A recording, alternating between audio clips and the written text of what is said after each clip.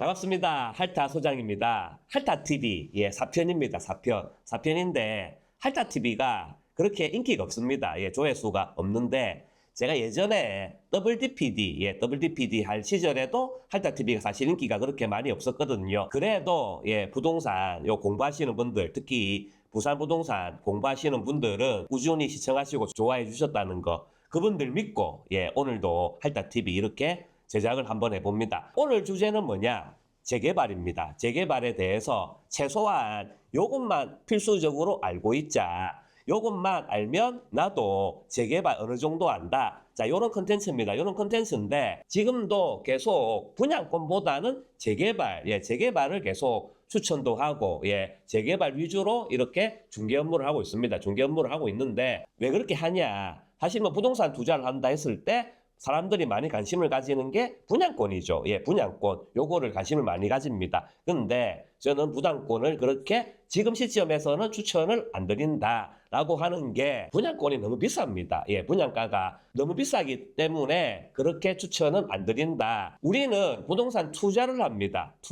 투자라고 하는 게 수익이 날 수도 있고 안 날 수도 있고 이게 투자죠. 이게 투자인데 그래도 확률이 높은 위험이 있어도 확률이 높은 그런 안전한 투자를 하자. 자, 이게 제 부동산 투자의 철학입니다. 철학인데 분양권 왜 추천을 안 드리냐? 너무 비싸기 때문에 지금 현재 분양하는 그 주변의 인근의 시세보다 많이 비싸게 분양하기 때문에 자, 이거를 만약에 중간에 뭐 잘 된다든지 뭐 그러면 좋죠. 잘 되고 프리미엄 붙어가지고 내가 팔았다, 수익 얻었다. 그러면 좋죠. 그러면 좋은데 만약에 이걸 못 팔았을 경우, 끝까지 들고 갔을 경우 잔금을 쳐야 됩니다. 자, 이게 굉장히 리스크죠. 이게 굉장히 리스크인데 잔금을 칠 때까지도 내가 못 팔았다. 그러면 결국 내가 땡빚을 내든지 무슨 수를 써서라도 잔금을 치는데 이 가격 자체가 지금 현재 기준으로 비싸다는 겁니다. 주변의 아파트보다 비싸다. 그것 때문에 수익을 볼 확률이 적지 않겠냐. 그래서 제가 분양권은 이 시점에서 조금 투자를 하는 게 신중해라 라고 말하는 겁니다. 언제까지 그러면 분양권이 안 좋을 거냐? 아니죠. 계속 바뀝니다. 세상이 바뀌면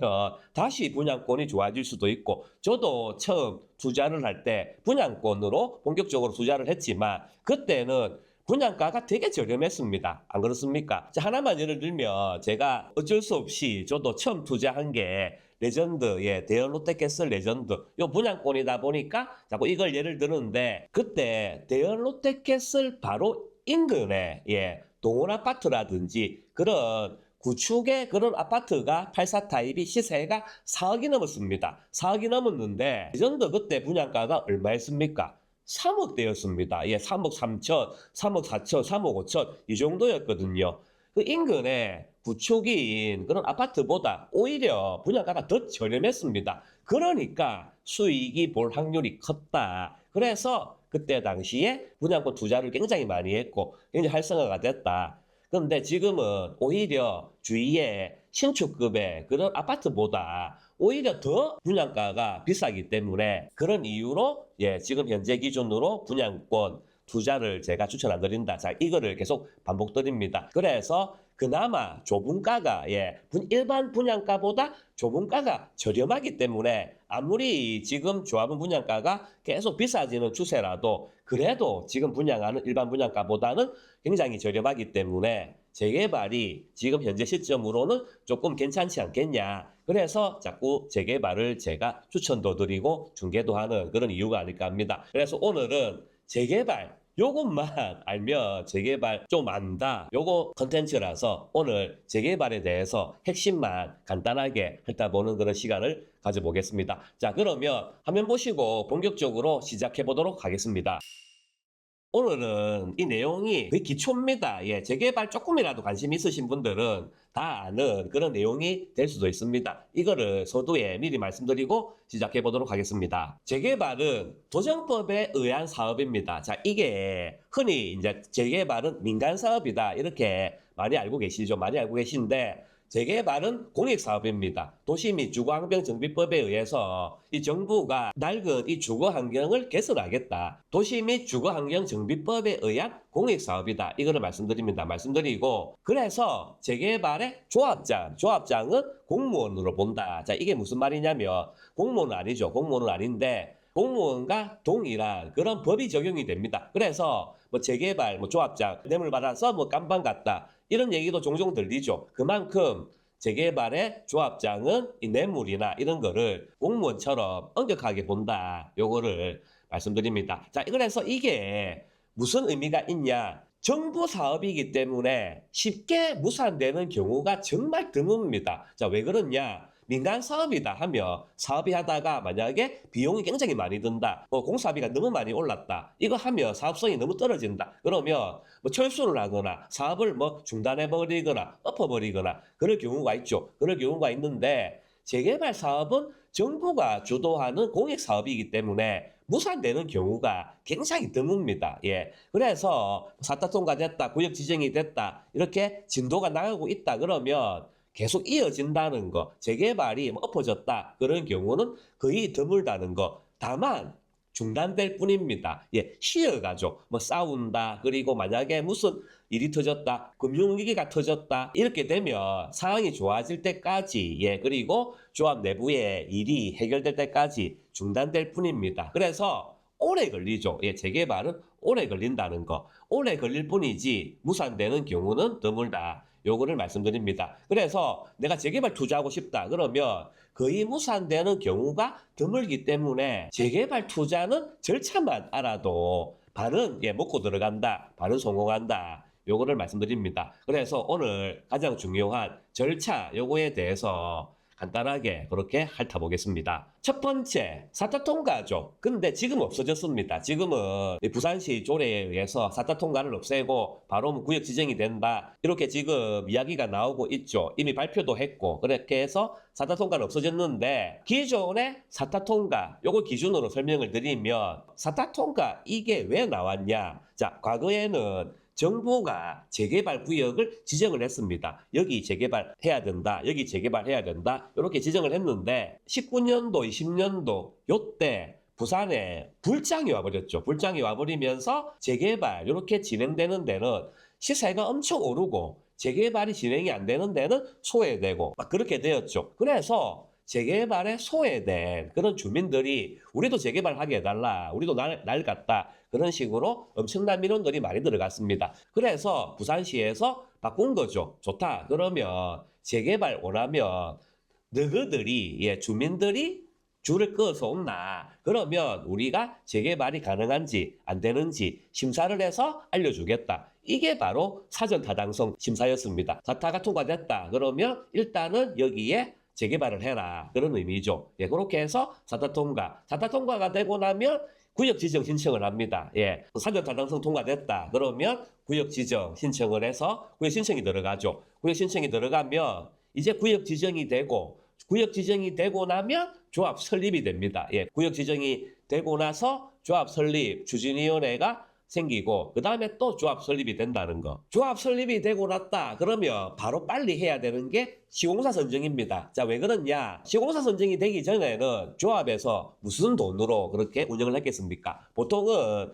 정비업체에서 돈을 빌려서 그렇게 운영을 했죠. 그래서 시공사를 빨리 선정을 해야 돈을 그렇게 조달을 할 수 있습니다. 추진하는데, 재개발을 진행하는데 자금을 시공사에서 이렇게 대여를 해주거든요. 그래서 그 돈을 받아서 정비업체에 상환도 하고 앞으로 운영할 그 자금을 시공사에 이렇게 계속 받아야 됩니다. 그래서 시공사 선정을 바로 해야 된다는 거. 시공사 선정은 경쟁 입찰 방식이죠. 근데 만약에 2번 유찰이 됐다. 그러면 수의계약으로 전환을 할 수가 있습니다. 시공사 선정까지 됐다. 그러면 사업시행 인가를 위해서 열심히 또 달려야죠. 예전에는 사업시행 인가를 받을 때 무슨 심의 엄청 많았습니다. 엄청 많았는데 요즘은 그 심의를 한꺼번에 모아서 합니다. 이게 통합심의거든요. 통합심의가 통과됐다. 그러면 준비를 해서 사업시행 인가가 난다는 거. 사업시행 인가가 났다. 그러면 간평액이 발표가 됩니다. 예, 간평액이 발표가 되고 간평액이 발표가 되면서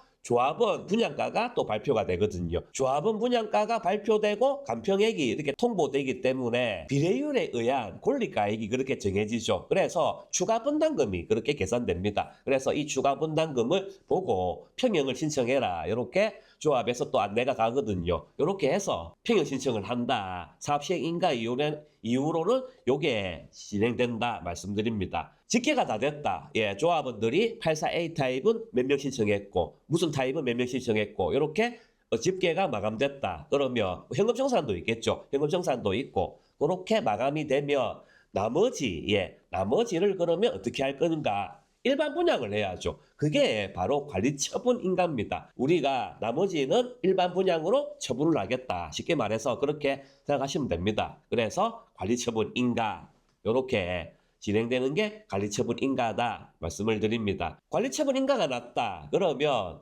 이주 개시 명령이 그렇게 떨어지거든요. 그래서 이주비가 지급되면서 이주를 해라. 언제까지 이주를 해라. 이렇게 또 조합에서 알려줍니다. 그렇게 하면 이주를 하죠. 이주를 하고 이주가 거의 다 됐다 하면 철거가 들어갑니다. 그래서 이주, 그 다음에 철거, 그 다음 뭐겠습니까? 분양이죠. 분양인데 철거가 이제 거의 다 됐다. 이제 일반 분양, 요게 코앞에 다가왔다. 그러면 조합원, 동호수 추첨을 합니다. 이전에는 나는 이 구역의 84A 타입 조합원이고 나는 뭐 114 타입 조합원이고 요 타입별 조합원이지 동호수 이거는 모르죠. 모르는데 요때 일반 분양 전에 조합원 동호수 이런 걸 추첨을 해서 나머지 배정이 안 돼 나머지 그런 동호수를 일반 분양 이렇게 공고를 넣어서 이렇게 분양을 합니다. 그러고 나서 이제 착공이 들어가는 거죠. 그렇게 이제 진행이 되다가 다 지어지면 이제 입주를 하고 그 다음에 이제 입주를 하고 나서 조합에서는 해산 절차를 밟습니다.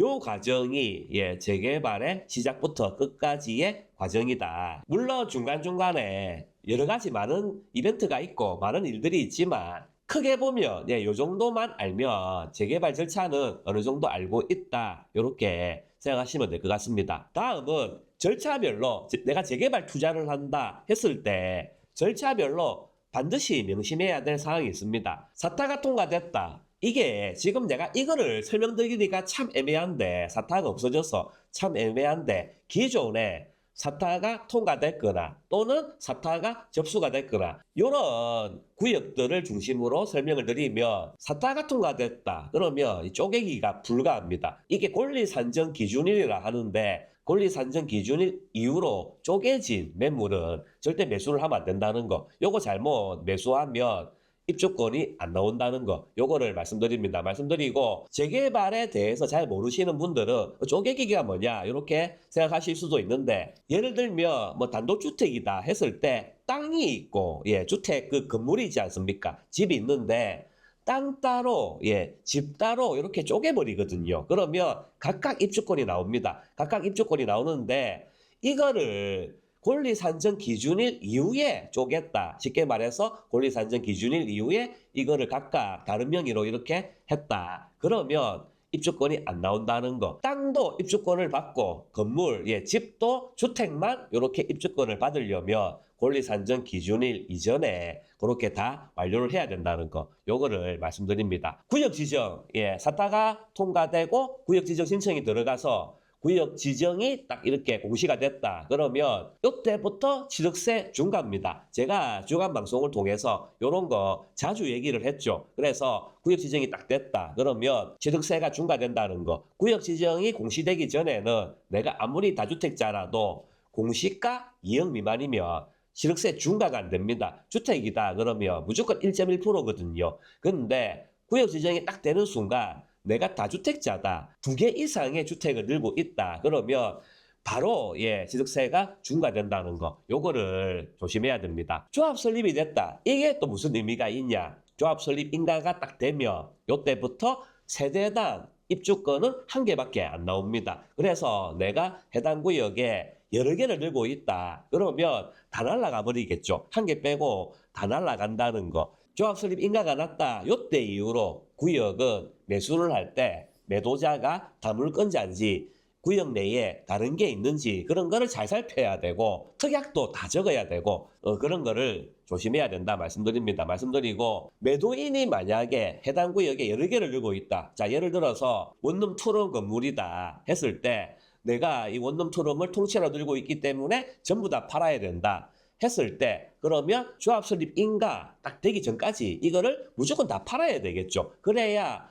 매수한 사람도 전부 다 입주권이 다 나오기 때문에 다 팔아야 됩니다. 그래서 조합 설립 이게 언제가 될 거냐 이게 또 굉장히 중요하기 때문에 조합 설립 인가 요거를 언제 될 거냐 요거를 예상을 해야 됩니다. 예상을 하는데 창립총회를 한다. 창립총회 날짜가 잡혔다. 그러면 보통 창립총회가 정상적으로 문제없이 창립총회가 잘 됐다 하면 창립총회 이후로 한 달 반, 두 달 요때 조합 설립이 인가된다는 거. 그래서 창립총회 날짜가 잡혔다. 그러면 주시하자. 요거를 말씀드립니다. 말씀드리고 또 하나 명심해야 될 게 조합원 폐허 신청 마감입니다. 사업시행 인가가 났다. 그러면 폐허 신청을 하죠.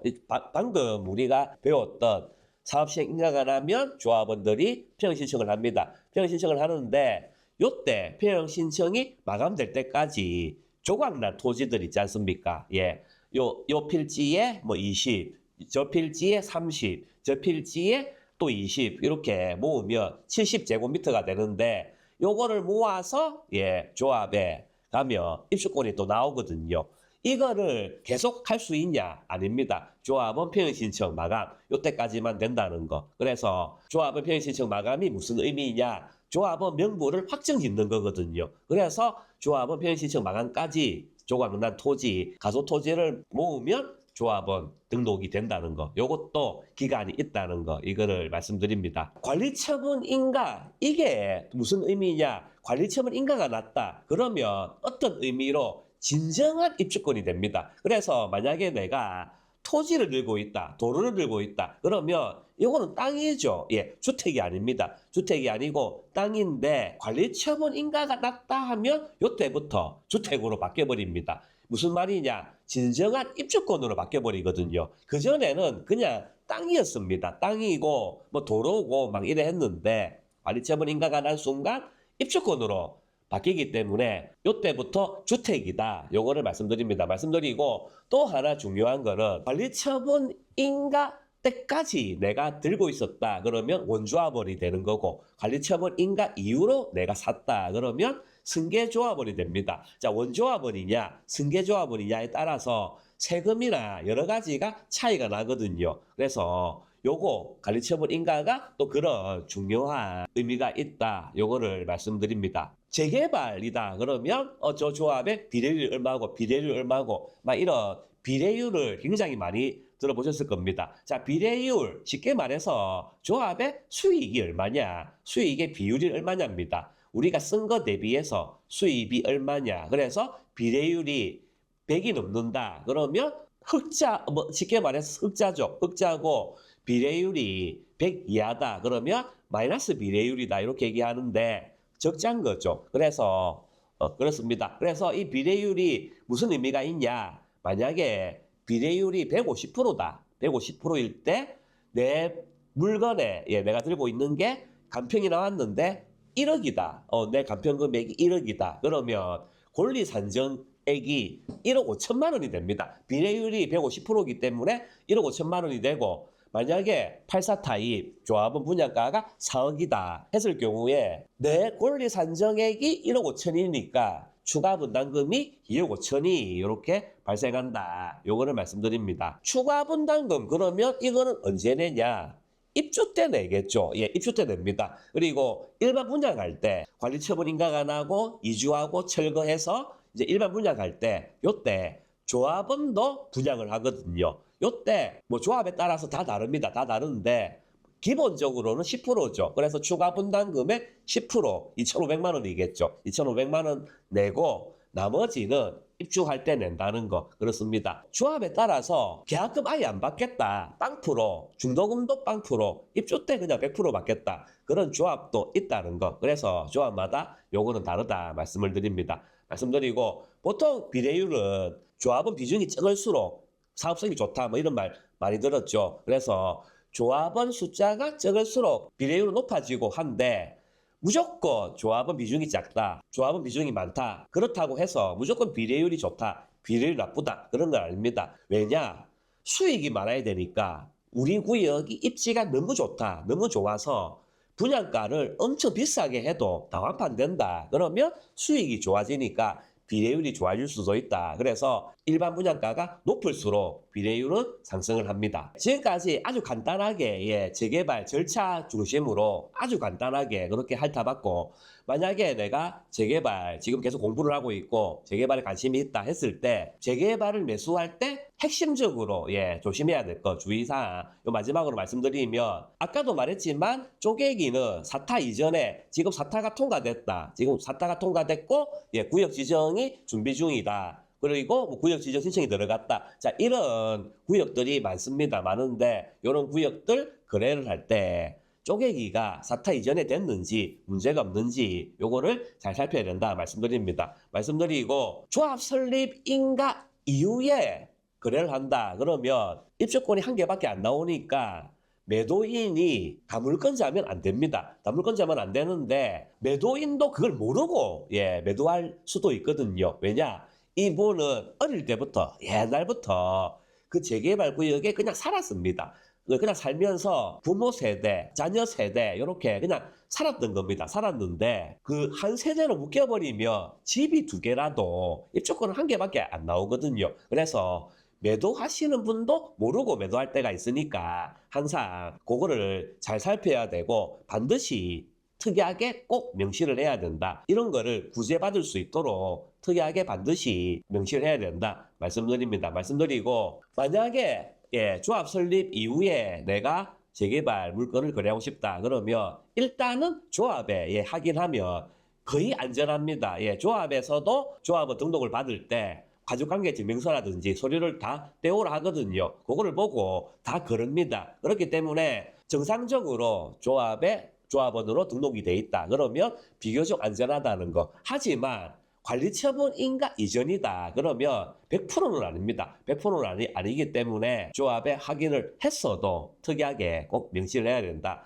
말씀드립니다. 말씀드리고, 대신 관리처분 인가가 났다 그러면 관리처분 통지가 그렇게 되거든요. 관리처분 통지를 받았다 그러면 요거는 거의 안전합니다. 그래서 나는 너무 걱정이 많은 성격이다, 나는 이런 거 할자소장 얘기 들으니까 입주권 잘못하면 입주권이 안 나올 수도 있다니까 나는 너무 걱정이 많다 그러면 관리처분 인가 이후에 그런 구역을 거래하시면 됩니다. 그래서 관리처분 인가 이후에 거래를 할 때 관리처분 통지서 요거를 확인하고 관리처분 통지서가 정상적으로 나왔다 그러면 입주권이 99.99% 나온다는 거. 그래서 관리처분 인가 이후에는 안전하다는 거 요거를 말씀드립니다. 말씀드리고, 가끔씩 무허가 일명 뚜껑이라고 하는데 무허가 이거를 거래할 때도 있습니다. 자, 무허가는 말 그대로 무허가입니다. 등기가 없죠. 등기가 없기 때문에 서류를 잘 확인해 봐야 됩니다. 서류를 잘 확인해 봐야 되는데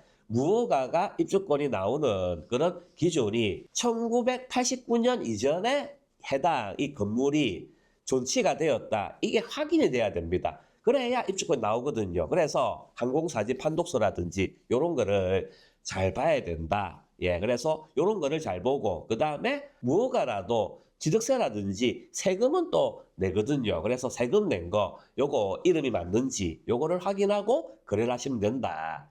요거를 말씀드립니다. 자, 결론이죠. 재개발 매수할 때 뭐가 중요합니까? 입주권이 나오느냐, 받을 수 있냐, 이게 제일 중요하죠. 입주권이 안 나오는 거 이거 샀다 그러면 결국 현금청산 내버리고 수익이 없는 겁니다. 그렇기 때문에 입주권을 받을 수 있는지, 입주권을 받는데 문제가 없는지 요거 확인하는 게 가장 중요하다. 요거를 마지막으로 말씀을 드립니다. 자, 오늘 요렇게 또 할타TV 네 번째 시간 요렇게 했습니다. 요렇게 했고 끝까지 요렇게 봐주셔서 정말 감사합니다. 그래도 조금이라도 도움이 될 수 있도록 그렇게 꾸준하게 제가 이어가겠습니다. 자, 그러면 다음 할타TV에서 또 뵙겠습니다. 감사합니다.